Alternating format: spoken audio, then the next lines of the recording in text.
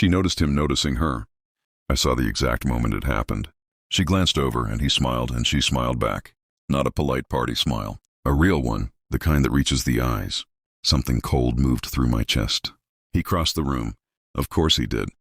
He introduced himself, and I watched from 20 feet away as Claire tilted her head and extended her hand and became the version of herself I had been missing for the better part of 2 years, animated, warm, present. She touched his arm once when she laughed at something he said. Just a light, reflexive tap, the kind that means nothing and somehow means everything. I stood there with a drink I wasn't tasting, watching my wife be fully alive with a stranger. I could have walked over.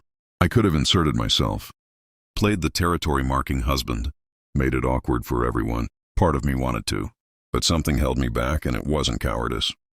It was clarity, a kind of cold, quiet clarity that I hadn't felt in a long time.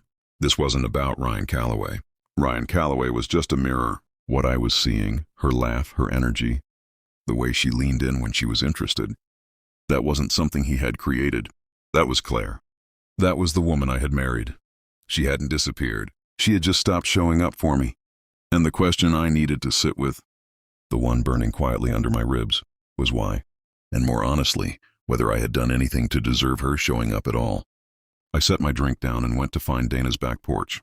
It was cold outside, late October, the kind of clear night where the stars actually show. I sat in one of the wooden chairs, and I let myself think in the way I had been avoiding for months. I thought about the last time.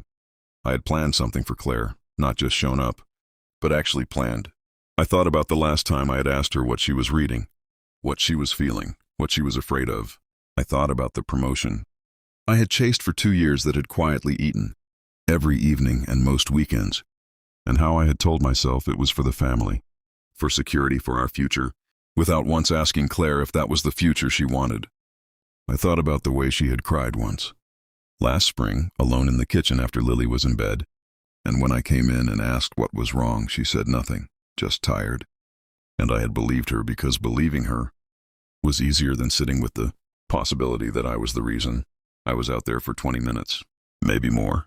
When I came back inside, Claire was alone again, refreshing her drink at the bar cart. Ryan Calloway had moved on to another conversation across the room. I walked straight to her. She looked surprised. Not unhappy, and just surprised. I had been choosing distance for so long that proximity from me had become unexpected. I said, "Can I ask you something?" She said, "Right now?" I said, "Yeah, right now." She turned to face me fully, cautious, reading my expression for whatever was coming. I said, "When did I stop making you feel like the most interesting person in the room?" The question landed differently than I expected. She didn't answer right away. Her eyes changed. Something moved behind them that wasn't quite sadness and wasn't quite relief, but lived somewhere between the two. She looked down at her glass and then back up at me, and when she spoke, her voice was quieter than the party around us. She said, "I'm not sure you ever really did. Not the way I needed you to." It was a hard thing to hear. Harder because it was honest, and we had stopped being honest with each other in favor of being civil. Civil is easier. Civil keeps the house running and Lily fed and the calendar managed. But civil is not a marriage. It is the shape of one. I nodded. I didn't argue or defend. I said, "I know. I'm sorry." She looked at me for a long moment. Then she said, "Why are you telling me this here?" I said, "Because I almost let pride decide what happened next. And I don't want to do that anymore." We didn't make a scene. We didn't have a revelation in the middle of the Harlow's living room with string lights and Fleetwood Mac playing in the background. That's not how real things happen. We stayed another hour, circulated, said our goodbyes. On the drive home, we relieved the babysitter, checked on Lily, moved through the quiet house in our separate rhythms. But something was different. The silence had a different quality.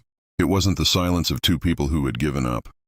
It was the silence of two people who had just agreed, without words, to stop pretending. Later, after the lights were off and we were lying in the dark, Claire said, "I've been unhappy for a while."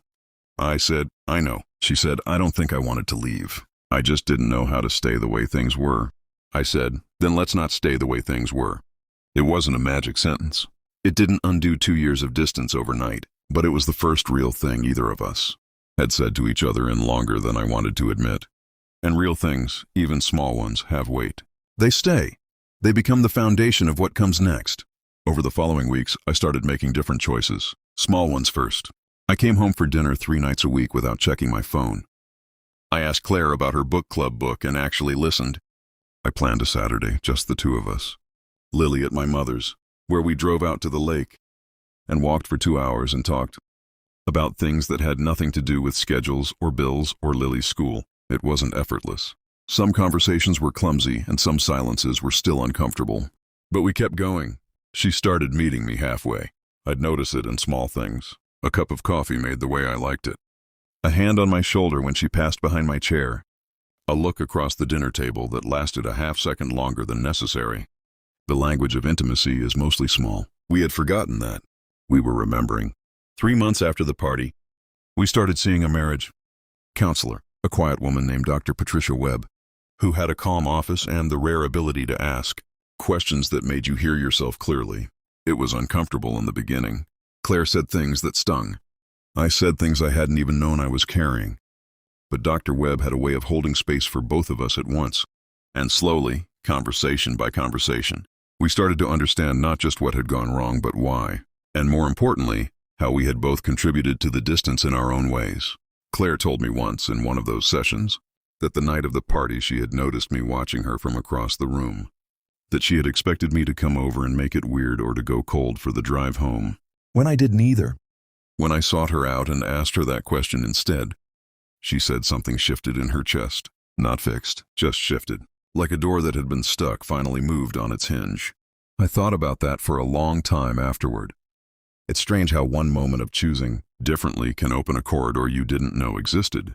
I could have let pride harden into jealousy that night. I could have punished her with silence or confronted her with accusations or quietly decided the marriage was too far gone. Any of those roads were available to me. I chose the only one that required me to look at myself instead of at her. And it turned out that was the road that led somewhere worth going. Lily asked us again, one afternoon in February, why we were holding hands in the kitchen. Claire laughed, that real laugh, the one that reaches the eyes, and said because we wanted to. Lily seemed satisfied with that. She went back to her drawing, completely unbothered, the way children are when the thing they feared turns out not to have happened after all. That night after Lily was asleep, Claire and I sat on the back porch with mugs of tea, bundled in jackets, watching the cold, dark yard. She leaned her head on my shoulder, the way she used to when we were first. Together, easy and natural. No announcement. I said, I almost didn't ask you that question. She said, I know. I said, I'm glad I did. She was quiet for a moment.